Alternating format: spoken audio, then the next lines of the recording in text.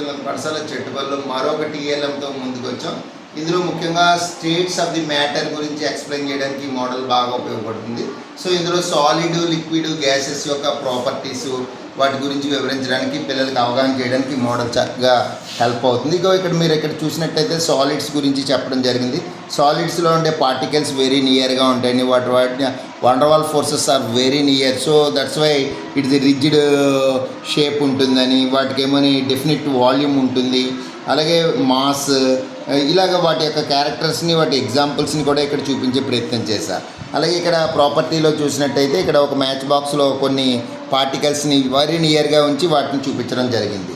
So next switch over to liquids యొక్క characters ఎలా ఉంటాయి, వాటిలో వైల్ కంపేరింగ్ విత్ సాలిడ్స్కి, లిక్విడ్స్కి పార్టికల్స్ యొక్క డిస్టెన్స్ ఎలా ఉంటుంది అన్నదాన్ని ఇక్కడ వాటి యొక్క క్యారెక్టర్స్ని, డెఫినెట్ షేప్ గురించి, వాల్యూమ్, మాస్, పార్టికల్స్ గురించి, వాటి మూవబిలిటీ గురించి ఇక్కడ చెప్పడం జరిగింది. So in the same time గ్యాసెస్కి వచ్చేసరికి పార్టికల్స్ ఆర్ వెరీ ఫార్గా ఉంటాయి. ఒక యూనిట్ ఏరియాలో చాలా తక్కువ పార్టికల్స్ ఉంటాయి, కానీ ఇట్ కెన్ మూవ్ వెరీ ఈజీగా ఉండే విషయాన్ని ఇందులో చూపించడం జరిగింది. ఇంతేకాదు ఈ మోడల్లో ఇంకొక జస్ట్ ఏంటంటే సాలిడ్ నుంచి డైరెక్ట్గా ఒకవేళ గ్యాసెస్కి మారితే సబ్మిలీషన్ అని, మెల్టింగ్, ఫ్రీజింగ్, ఇలాగా దేని నుంచి ఎవాపరేషన్, కండెన్సేషన్, ఈ టర్మ్స్ అన్నీ ఇంట్రడ్యూస్ చేయడం జరిగింది. Thank you.